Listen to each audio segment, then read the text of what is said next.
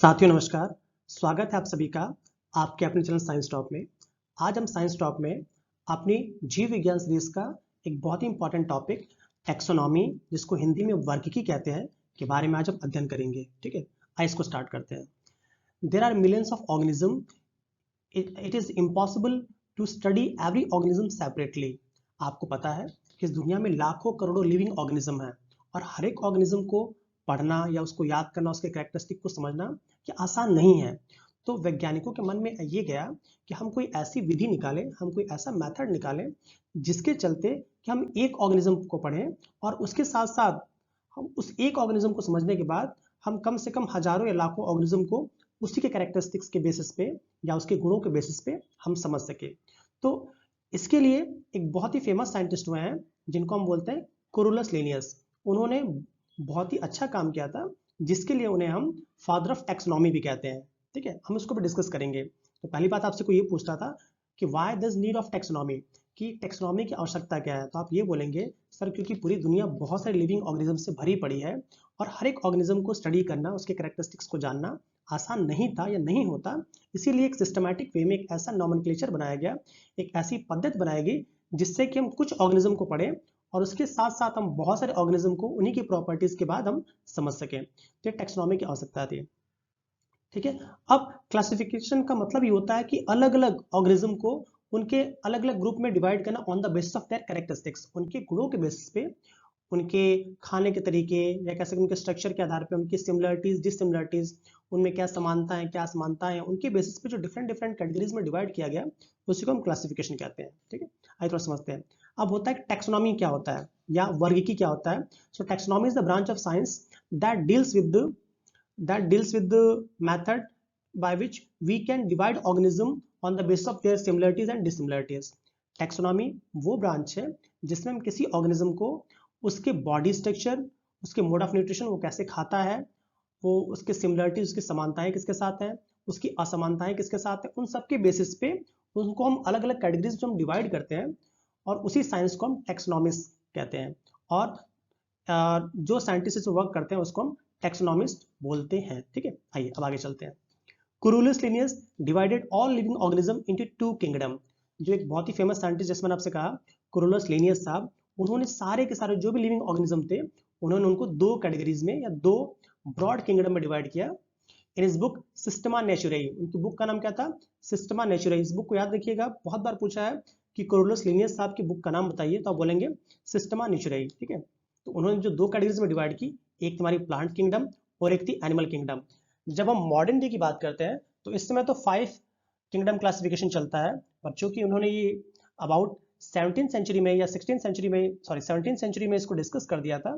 इसीलिए क्योंकि उसमें तक बहुत ज़्यादा सेल की डिस्कवरी या आप कह सकते हैं कि फिजिक्स में भी बहुत डिस्कवरी, केमिस्ट्री बहुत डिस्कवरी नहीं हुई थी, इसलिए उन्होंने अपने टाइम तक भी बहुत अच्छा कैटेगराइज किया था, जो कि था प्लांट किंगडम और एनिमल किंगडम। बट आगे चल के जैसे जैसे साइंस में और डेवलपमेंट होने लगा, पूरे लिविंग ऑर्गेनिज्म को हम अलग अलग कैटेगरीज में डिवाइड करेंगे, जो हम आगे समझेंगे। तो यहाँ से हमने ये समझा कि जो आपके कोरोलस लिनियस साहब थे, उनकी बुक का नाम क्या था? सिस्टमा नेचुराई। और उन्होंने सारे के सारे लिविंग ऑर्गेनिज्म को दो ग्रुप में या दो किंगडम में डिवाइड किया, एक था आपका प्लांट किंगडम और एक था एनिमल किंगडम। प्लांट किंगडम उन्होंने सारे के सारे पौधों को रख दिया था और एनिमल किंगडम में उन्होंने सारे जानवरों को रख दिया था। आइए आगे डिस्कस करते हैं। चलिए, Coriolis Linnaeus is known as the father of modern taxonomy। जो Coriolis Linnaeus साहब हैं, इनको फादर ऑफ मॉडर्न टैक्सोनॉमी या आधुनिक वर्गीकी का पिता कहते हैं। इसको याद रखिएगा कि Coriolis Linnaeus साहब को आधुनिक वर्गीकी का पिता कहते हैं। ठीक है, binomial theorem, binomial nomenclature theorem was also given by Linnaeus। और हिंदी में बोलते हैं द्विनाम पद्धति। द्विनाम पद्धति, द्विनाम पद्धति जो नोमेनक्लेचर, नाम रखने की जो टेक्निक है, उसको भी आपके Coriolis Linnaeus साहब ने रखा था। ठीक है, याद रखिए, क्वेश्चन पूछता है कि द्विनाम पद्धति किसने दी थी, तो आप बोलेंगे Coriolis Linnaeus साहब ने। अब द्विनाम पद्धति में होता क्या है? द्विनाम पद्धति में हर एक लिविंग ऑर्गेनिज्म, जो भी लिविंग ऑर्गेनिज्म इस दुनिया में आया है या है, उसका नाम रखा जाता है। जैसे मान लीजिए कि हम इंडिया में हैं, तो हम बोलते हैं उत्तर प्रदेश या बिहार में हम बोलते हैं आम, कि हमें आम चाहिए। ठीक है, वही अगर आप साउथ में चले जाइए, इसी आम का कुछ और नाम होगा। आप नॉर्थ में चले जाइए, इसी आम का कुछ और नाम होगा। और ये भी हम हमारे देश में ही आम के करीब आपको 50 से अधिक नाम मिल जाएंगे। और इंग्लिश में हम क्या बोलते हैं? इसको हम मैंगो बोलते हैं। तो ये हुआ कि भाई इतना बड़ी दुनिया है, हमको एक ऐसा मेथड बनाए, एक ऐसा तरीका बनाए कि अगर हम बोलें एक नाम तो भले ही वो किसी भी लैंग्वेज का हो, किसी भी रीजन का हो, हम जैसे उसको बोलते हैं अगर मैंगीफेरा इंडिका कि भैया मुझे मैंगीफेरा इंडिका दे दो, तो अगर हम अमेरिका में भी जाके बोलते हैं कि आई नीड मैंगीफेरा इंडिका, या ब्रिटेन में बोलते हैं, रशिया में बोलते हैं कि आई नीड मैंगीफेरा इंडिका, तो समझ जाएगा कि एक आम की ऐसी वैरायटी की बात कर रहे हैं जो कि इंडिया में मिलती है, या आम की बात कर रहे हैं। तो यहाँ पे मतलब ये निकला कि यहाँ पे साइंटिफिक नेम देने का केवल मतलब ये था कि पूरी की पूरी दुनिया में एक समानता फैल जाए, एक समानता फैल जाए। जब कोई भी व्यक्ति, कोई भी वैज्ञानिक किसी भी देश में जाए और उसे किसी चीज़ की आवश्यकता हो या वो किसी चीज़ के बारे में पढ़ना चाहता हो, तो एक नाम बोले एक ही लैंग्वेज में और पूरी दुनिया उसे समझ सकती है। ठीक है, इसलिए ये साइंटिफिक नॉमेनक्लेचर की आवश्यकता पड़ी। तो इसमें जो बाइनोमियल नॉमेनक्लेचर है, इसको आपके कुरुलस लीनियस साहब ने दिया था। इसमें दो नाम होते हैं, एक होता हमारा पहले होता है जीनस का नेम और दूसरा हमारा होता है स्पीसीज का नेम। ठीक है, एक ही नाम में दो पार्ट होते हैं, एक होता है जीनस का नेम, एक होता है स्पीसीज का नेम। जैसे नॉर्थ इंडिया में हम क्या करते हैं, अपने नाम रखते हैं तो एक हमारा प्रॉपर नेम होता है और एक हमारा टाइटल होता है। सेम यहाँ पे भी एक हमारा जीनस का नेम होता है, दूसरा हमारा स्पीसीज का नेम होता है। याद रखिएगा, जीनस का जो नेम होता है उसको हमेशा, कुल बोलते हैं हिंदी में, उसको हमेशा उसका पहला लेटर हम कैपिटल लिखते हैं, और वही जब स्पीसीज की बात करते हैं तो उसका पहला लेटर हमेशा ही हम छोटा लिखते हैं। जैसे देखिए मैंने यहाँ पे कुछ नाम लिखे हुए हैं, जैसे होमोसेपियंस, ये मनुष्य का वैज्ञानिक नेम है, होमोसेपियंस। देखिए इसका एच कैपिटल है और सेपियंस का क्या एस स्मॉल है। ठीक है, तो ये वाला जो नेम होगा वो हमारा जीनस का नेम है, पहला नेम हमेशा जीनस का होता है, और जो दूसरा नेम होता है वो हमेशा ही स्पीसीज का होता है। मैंगीफेरा इंडिका मतलब आम का साइंटिफिक नेम है जो इंडिया में मिलता है। तो यहाँ पे देखिए मैंगीफेरा, इसमें एम कैपिटल है और आई, इंडिया का आई क्या है इसमें, आप देखेंगे स्मॉल है। पाइसम सटाइवम, मटर का साइंटिफिक नेम होता है पाइसम सटाइवम। जो खेतों में मटर नहीं सीजन निकला इस समय, तो ये मटर हम खाते हैं, तो उसका भी देखिए पाइसम, जिसके कुल का नाम है, जीनस का नेम है, और जो सटाइवम है उसके स्पीसीज का नाम है। तो यहाँ पे हम ये समझते हैं कि जब भी हम किसी का साइंटिफिक नेम रखते हैं तो पहला नेम जीनस का नेम होता है, दूसरा नेम उसकी स्पीसीज का नेम होता है। पहले का हमेशा कैपिटल लेटर होता है पहला अक्षर, और दूसरे का हमेशा स्मॉल होता है। ठीक है, आइए the basic unit of classification species. ये बहुत बार क्वेश्चन पूछा है कि क्लासिफिकेशन की सबसे छोटी यूनिट क्या होती है, तो आप बोलेंगे स्पीसीज। हिंदी में इसको कहते हैं जाति। ठीक है, क्या बोलते हैं, जाति।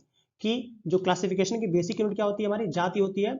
Where as the highest unit, जो हाईएस्ट यूनिट की बात करते हैं उसको बोलते हैं किंगडम। इसमें और डिस्कस करेंगे हम, जैसे जब भी हम किसी ऑर्गेनिज्म का हम क्लासिफिकेशन करते हैं, हायरार्की लिखते हैं, तो सबसे पहले उसका किंगडम आता है सबसे पहले, फिर इसका फाइलम आ जाएगा, सब फाइलम आ जाएगा, क्लास आ जाएगा, ऑर्डर आ जाएगा, और लास्ट में आपकी आती है स्पीसीज। तो हमसे केवल ये पूछा जाता है कि सबसे छोटी इकाई, सबसे छोटी इकाई क्या होगा, स्पीसीज, और सबसे बड़ी इकाई क्या हो जाएगी हमारी, किंगडम। इसको याद रखेंगे, सबसे बड़ी इकाई क्या हो जाएगी, किंगडम। इसको आप याद रखेंगे। ठीक है, चलिए अब देखिए हम बात करते हैं 5 किंगडम क्लासिफिकेशन की। मैं टू द पॉइंट चल रहा हूं। ठीक है, जो 5 किंगडम क्लासिफिकेशन था that was given by R H Whittaker in 1969। जो 5 किंगडम में या 5 जगत में जो विभाजित किया गया था, उसको एक साइंटिस्ट थे आर एच विटेकर, उन्होंने 1969 में इसको दिया था। इसको याद रखेंगे आप, बहुत बार ये क्वेश्चन पूछा है कि 5 किंगडम क्लासिफिकेशन किसने दिया था, तो बोलेंगे आर एच विटेकर साहब ने। ही has classified all organism in 5 kingdom. उन्होंने जो भी ऑर्गेनिज्म उस समय उनको पता थे या उनको दिखते थे, उन सबको उन्होंने 5 मेन कैटेगरीज में या मेन किंगडम्स में डिवाइड किया था। याद रखिए, लेनियस साहब ने केवल 2 में किया है, किसमें, एनिमेलिया और प्लांटी में, प्लांट किंगडम और एनिमल किंगडम। परंतु इन्होंने क्या किया, इन्होंने 5 किंगडम दिए। आइए देखते हैं कौन कौन से। उसमें पहला हमारा है मोनेरा, प्रोटिस्टा, फंजाई, प्लांटी और एनिमेलिया। इन सब की हिंदी नहीं होती है, इसलिए मैंने अब मैक्सिमम चीजें आज इंग्लिश में लिखी हैं, इसको आप समझ जाएंगे कि 5 kingdom classification was given by R H Whittaker in 1969। He has classified all organism in 5 forms. उन्होंने के सारे ऑर्गेनिज्म को 5 फॉर्म्स में डिवाइड किया है। मेरे साथ साथ बोलिए, आपको याद होगा घर बैठे बैठे, Monera, protista, fungi, Plantae, animalia. देखिए इसमें होता है कि जो मोनेरा में हमने ऐसे ऑर्गेनिजम्स को रखा है जो प्रोकैरियोटिक है, जिनके लिए सिंगल सेल यूनिसेलुलर है, जो बहुत ही छोटे छोटे, आप कह सकते हैं कि बहुत ही छोटे छोटे ऑर्गेनिज्म रखे। इसको आगे देखेंगे। प्रोटिस्टा में उससे हाई, फंजाई में उससे हाई, प्लांटी में उससे, और एनिमल में सबसे जो हायर स्तर के ऑर्गेनिज्म उनको रखा गया है। आइए इसको एक एक करके डिस्कस करते हैं। चलिए हम बात करते हैं पहले किंगडम मोनेरा। किंगडम मोनेरा में जो सबसे लोअर ऑर्गेनिज्म है हमने उनको रखा है। It includes all prokaryotic organism, मतलब जिनकी जो संरचना है वो एक कोश की है। क्या है, एक कोशिकी। ठीक है, और प्रोकैरियोटिक हम बाद में सेल जब पढ़ेंगे तो याद रखिएगा, प्रोकैरियोटिक ऐसे ऑर्गेनिजम्स होते हैं जिनमें कोई भी ऑर्गन फुल्ली डेवलप नहीं होता है, प्रोटोप्लाज्म वगैरह कुछ भी डेवलप नहीं होता है, डीएनए आरएनए न्यूक्लियस कुछ नहीं होता, उसको हम प्रोकैरियोटिक ऑर्गेनिज्म कहते हैं। तो जो प्रोकैरियोटिक ऑर्गेनिज्म है उनको मेरे लिए कहाँ रखा गया है आपका मोनेरा में। इनकी हिंदी नहीं होती है इसलिए याद रखिएगा, इनकी हिंदी नहीं होती है, ठीक है। इसमें कौन कौन से ऑर्गेनिज्म रखे गए हैं, इसमें सारे के सारे बैक्टीरिया को रखा गया है, माइकोप्लाज्मा को रखा गया और साइनोबैक्टीरिया को रखा गया होगा। माइकोप्लाज्मा से एक पॉइंट याद रखिएगा, जब कोई पूछता है आपसे कि सबसे छोटा ऑर्गेनिज्म क्या है तो आप बोलते हैं माइकोप्लाज्मा गैलीसेप्टम। माइकोप्लाज्मा गैलीसेप्टम, ये दुनिया का सबसे छोटा ऑर्गेनिज्म क्या है, माइकोप्लाज्मा गैलीसेप्टम। आइए अब बैक्टीरिया की बात करते हैं, तो बैक्टीरिया मतलब आपको पता है कि बहुत सारे बेनिफिशियल भी होते हैं, मतलब लाभदायक बैक्टीरिया भी होते हैं, और बहुत सारे हार्मफुल बैक्टीरिया भी होते हैं। जो जैसे अगर बेनिफिशियल बैक्टीरिया की बात करें, आपको पता है दूध से दही बनता है, बैक्टीरिया से बनता है। इसके साथ साथ बहुत से खाने में जो टेस्ट अलग अलग आते हैं वो भी बैक्टीरिया के चलते होते हैं। इनसे बहुत सी मेडिसिन भी बनती हैं। मतलब bacteria has both beneficial as well as the harmful effect, और बहुत सारे रोग के कारक है, खाने को खराब करने का भी काम करता है। इसको हम जब इकोनॉमिक इंपॉर्टेंस ऑफ बैक्टीरिया पढ़ेंगे वहां इसको हम डिस्कस करेंगे।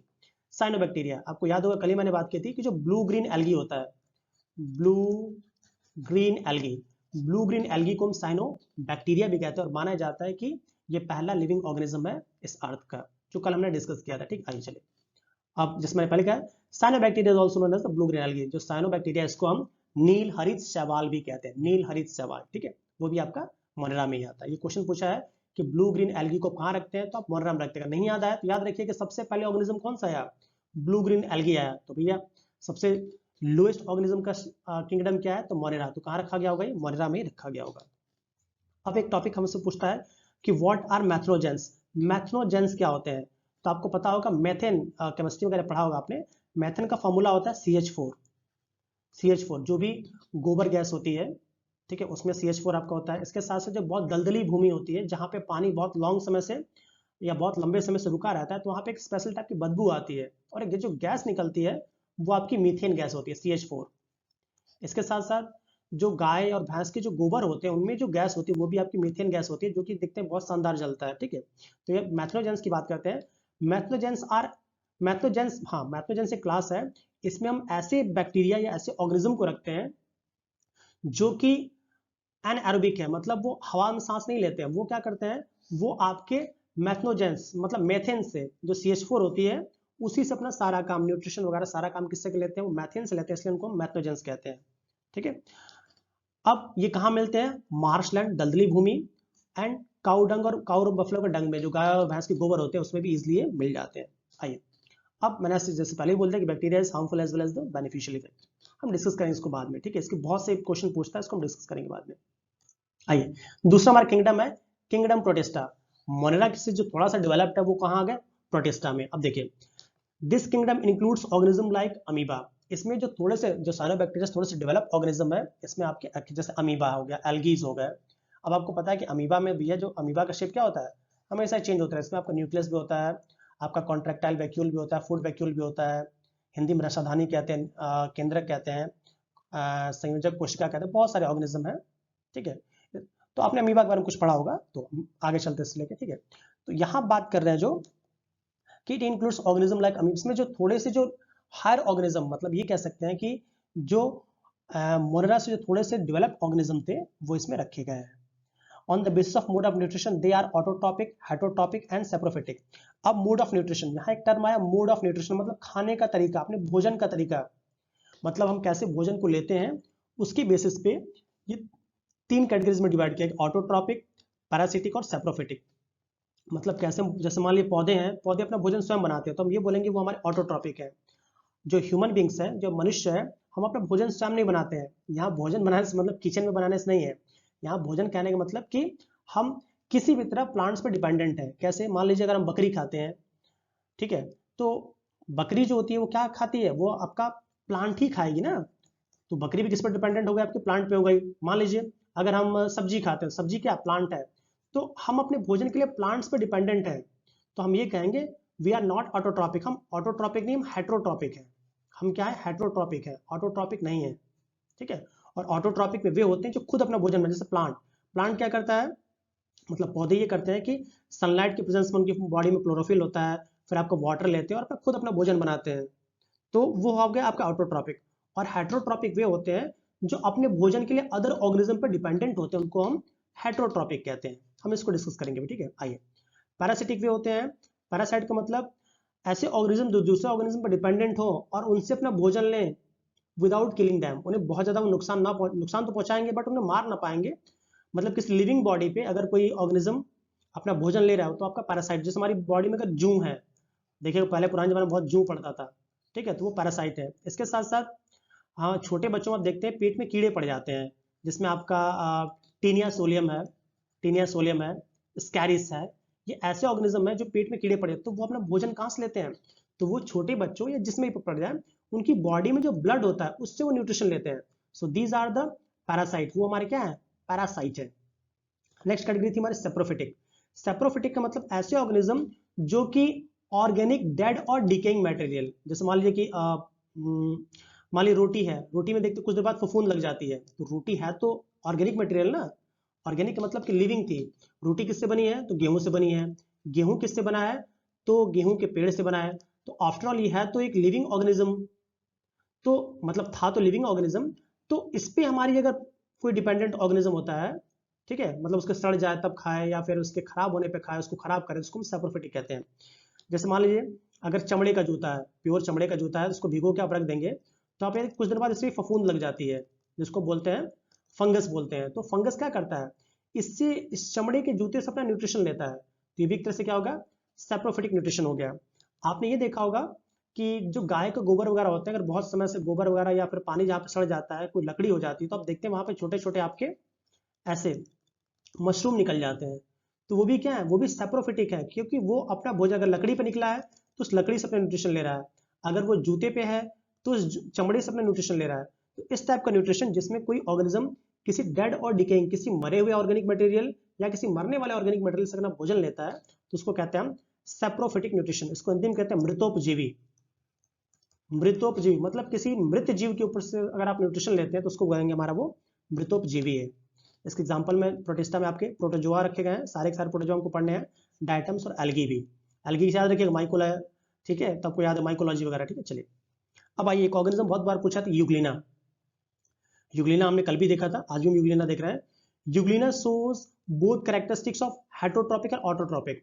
जो यूग्लिना होता है वो अपना भोजन खुद भी बना लेता है और दूसरों से भी भोजन लेता है, means it shows the autotrophic as well as the heterotrophic mode of nutrition, that is why it is kept in animal as well as in the plant.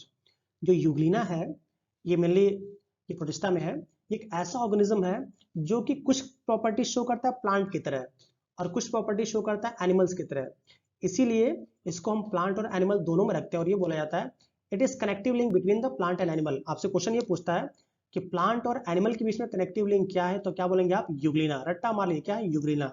चलिए एक और थोड़ा नोट्स देख लिया जाए। जो आपका वायरस, आपको पता है कोरोना बहुत फैला था, उसे थोड़ा वायरस से देख लीजिए। आपसे क्वेश्चन ये पूछता है कि लिविंग और नॉन लिविंग के बीच में कनेक्टिव लिंक क्या है, means which organism is the connective link between the living and non living, या जीवित और मृत जीवों के बीच में कनेक्टिव लिंक क्या है, संयोजक कड़ी क्या है, तो बोलेंगे वायरस। क्योंकि आपको पता है, जैसे मान लीजिए सपोज करें मुझे सर्दी है तो ये सर्दी होता है रैनो वायरस होता है। तो मान लीजिए मेरी बॉडी में बहुत सारे वायरस है, मैंने छींक दिया, अब छींकने के बाद पूरे इन्वायरमेंट में बहुत सारे एक एक ड्रॉपलेट हजारों लाखों वायरस हो जाएंगे। अब उस वायरस को अगर किसी मेरे पास वाले मेरे भाई है या बहन है, उन्होंने उसको इंजेक्ट कर लिया, तो अगर उनकी बॉडी में सपोज करिए मैं यहाँ पे हूँ, ठीक है, और मैंने छींक दिया, ठीक है, और यहाँ पे मेरी बहन है, ठीक है, और जो मेरी बहन है उन्होंने उसकी बॉडी में ही इंजेक्ट चला गया, मतलब मैंने छींका तो पूरे इन्वायरमेंट में फैल गया और उसने इसको ले लिया, उसकी बॉडी में चला गया है। तो जैसे ही मैंने उस वायरस को अपनी बॉडी से बाहर निकला, that will be non living, वो मर जाएगा। और जैसे ही किसी लिविंग ऑर्गेनिज्म, जिसमें मेरे बहन की बॉडी में गया, जैसे वो किसी लिविंग ऑर्गेनिज्म की बॉडी में जाता है वो आपका जीवित हो जाएगा। इसलिए इसको बोला जाता है that virus is the connective link between the living and non living. ये क्वेश्चन याद रखिएगा। आगे चलते आइए, नेक्स्ट हम बात करते हैं फंजाई की। जो फंजाई है जिसको हिंदी में कहते हैं कवक, ये भी एक बहुत बड़ा ग्रुप है। फंजाई भी एक बहुत बड़ा ग्रुप है, कवक, इसको थोड़ा देखते हैं। This kingdom includes non green plants. इसमें हम ऐसे ऑर्गेनिज्म को रखते हैं जो कि हरे नहीं है, नॉन ग्रीन प्लांट्स। इसमें आपका भी हम देख रहे थे ना अभी, आपका कवक वगैरह, सॉरी मशरूम हो गया, ईस्ट हो गया, खमीर बोलते हैं, ये सारे के सारे इसी में रखे जाते हैं, नॉन ग्रीन प्लांट्स, ठीक है। It shows saprophytic mode of nutrition. थोड़ी देर पहले हमने सैप्रोफिटिक मोड ऑफ न्यूट्रिशन पढ़ा था, जिसमें कोई ऑर्गेनिज्म जो होता है वो किसी डेड और डिकेइंग ऑर्गेनिज्म से अपना न्यूट्रिशन लेता है, अपना भोजन लेता है, उसको हम सैप्रोफिटिक मोड ऑफ न्यूट्रिशन कहते हैं। ठीक है। अब एक बहुत बार क्वेश्चन पूछता है कि जो सेल वॉल होती है फंगीज की, वो किसकी बनी होती थी? बिल्कुल रट्टा मार लीजिए, किसकी बनी थी? काइटिन की। सेल वॉल ऑफ फंगी किसकी बनी होती है? काइटिन की। सेल वॉल ऑफ फंगी किसकी बनी होती है? काइटिन की बनी होती है, काइटिन की। ठीक है, चलिए आइए। जैसे इसके एग्जांपल मैंने आपको ईस्ट बोल दिया, मशरूम बोल दिया, ये फंगीज के एग्जांपल है। फिर एक क्वेश्चन पूछता है व्हाट इज माइकोराइजा, कि माइकोराइजा क्या है। मैं जो बोलता हूँ क्वेश्चन पूछता है, ये पीसीएस या सिविल में क्वेश्चन पूछा गया, मैं उसी क्वेश्चन को पुटअप करता हूँ बार बार। आइए फिर से देखिए, माइकोराइजा क्या है। तो बोलेंगे it shows the association between the fungi and higher plants. जैसे होता ये है कि जो माइकोराइजा है, जैसे आपने देखा होगा कि बहुत बड़ा पुराना पेड़ है, ठीक है, कोई पुराना पेड़ है, अब इसकी जड़ों में, इसकी जड़ों के आसपास आपको फंगस लग जा रहा है या मशरूम जम जा रही है, कोई फंगस लग जा रहा है, तो ये इससे न्यूट्रिशन लेता है माइक्रोराइजा की हेल्प से। तो it's so the symbiotic association between the fungi and the higher plants. Mycorrhiza बोलेंगे आप कि ये हायर प्लांट्स और फंगीज के बीच में एक एसोसिएशन शो करता है, उसको माइक्रोराइजा कहते हैं। अब आपने नाम सुना होगा लिचेंस का, जिसको हम लाइकेन भी कहते हैं और हिंदी इंग्लिश में लिचेंस बोलते हैं। लाइकेंस जो होता है वो आपका दो ऑर्गेनिज्म के मिलने से बनता है, उसमें एक एल्गी होता है और एक फंगी। जो लिचेंस या लाइकेंस होते हैं वो एल्गी और फंगी के एसोसिएशन से मिलकर बनते हैं। यह एक टर्म आता है सिम्बायोटिक एसोसिएशन। सिम्बायोटिक का मतलब ये होता है जब कोई ऑर्गेनिज्म किसी दूसरे ऑर्गेनिज्म पे अपने भोजन के लिए डिपेंडेंट हो और इसके बदले में वो भी उसको कुछ दे, मींस दोनों का ही लाभ हो, उसको बोलते हैं हम सिम्बायोटिक एसोसिएशन। अब इसको ऐसा एग्जांपल में सपोज करिए, समझिए, जैसे मान लीजिए हमारा एक पुराना पेड़ है, या सपोज करिए ये एक इंसान है, एक पुराना पेड़ को देख लेते हैं। मान लीजिए एक पुराना पेड़ है हमारा, ठीक है, एक कौवा आया, एक बकरी आई, सॉरी कौवा आया, उसने कहीं से आम खाया या मान लीजिए जामुन खा लिया, उसने जामुन खा लिया, और जामुन को खाने के बाद उस बीज को या उसने पीपल खाया, उस बीज को उसने यहाँ पे रख दिया, इस पेड़ की खोल पे, ठीक है, वो बहुत समय तक वो यहाँ पे पड़ा रहा वो बीज। बारिश हुई, बारिश होने के बाद आपको पता है जो आपका बीज है, इसमें से आपके रूट्स और सूट्स दोनों निकलेंगे, तो इसका जो रूट है वो जमीन तक तो आ नहीं पाएगा, तो वो अपने रूट्स को जो आपका बूढ़ा पेड़ है, ये जो ओल्ड पेड़ है, उसकी बॉडी में इंजेक्ट कर देता है, उसकी बॉडी में इंसर्ट करता है और उससे अपना न्यूट्रिशन लेता है, उससे अपना न्यूट्रिशन ले रहा है। तो ये भी एक तरह से सिम्बायोसिस हो गया। और जब ये अपनी पत्तियों में भोजन बनाएगा तो अपने भोजन का कुछ पार्ट भी अगर इसको दे देता है, तो दोनों ही बेनिफिशियल है, दोनों ही फायदेमंद है, तो इसको बोलते हैं symbiosis. Means the process in which one organism is dependent on other organism and both are benefited. एक ऐसा प्रोसेस जिसमें दो ऑर्गेनिज्म एक दूसरे पे डिपेंडेंट हो और दोनों को ही फायदा हो, उसको बोलते हैं हम सिम्बायोसिस। क्या बोलते हैं? सिम्बायोसिस। और हिंदी में इसको बोलते हैं संयोजक कड़ी, मैं साथ भूल रहा हूँ, सिम्बायोसिस बोलते हैं, ठीक है, इंग्लिश याद रखिएगा, सिम्बायोसिस बोलते हैं। जैसे मान लीजिए, सपोज करिए, मानना है ये ऐसा होता नहीं है, ये मान लीजिए एक इंसान है, अब मान लीजिए मैंने अपने हाथ पे एक आम की गुठली रखी, एक आम की गुठली रखी, और आम की गुठली जो है इससे एक पेड़ बन गया। अब आम की गुठली जमीन में तो आएगी नहीं, सपोज कर लीजिए मैं एक इंसान हूं बस, ठीक है, मैं हिलता उलता नहीं हूं। अब ये जो आम की गुठली है, इसने धीरे धीरे अपनी जड़ों को हमारी बॉडी में डाल दिया। एक एग्जाम्पल समझने के लिए, ऐसा कुछ होता नहीं है, अपनी जड़ों को हमारी बॉडी में डाल दिया, और हमारी बॉडी का जो ब्लड है इससे इसको न्यूट्रिशन मिला, और ये पेड़ बहुत बड़ा हो गया कुछ सालों बाद। अब बड़ा होने के बाद क्या हुआ, इस पर बहुत सारा फल भी लगेंगे। अब मैंने काम ये किया कि अब मैं इस फलों को तोड़, अब मुझे बाहर जाने की आवश्यकता नहीं है, इन फलों को आराम से तोड़ के मैं खाता हूँ, और जो मुझे न्यूट्रिशन मिलता है वो फिर ये प्लांट ले लेता है। तो यहाँ पे क्या हो रहा है, दोनों के दोनों लोग को ही फायदा है। यहाँ पे मुझे आम मिल्क खाने को मिल गया, मेरा पेट भर रहा है, और मैं जो खा पी रहा हूँ उसमें से कुछ न्यूट्रिशन इस प्लांट को मिल जा रहा है। मीन्स बोथ आर बेनिफाइड, दोनों को ही फायदा है, इसलिए इसको हम कहेंगे एक टाइप का सिम्बायोसिस है। ये एग्जांपल समझने के लिए है बस, ठीक है, ऐसा कुछ होता नहीं है, ठीक है। आइए और देखते हैं। अब हम बात करते हैं किंगडम प्लांटे की। ये भी बहुत बड़ा किंगडम है, इसको हम बाद में बैंथम एंड हुकर साहब की बुक से इसको हेल्प करके हम पढ़ेंगे।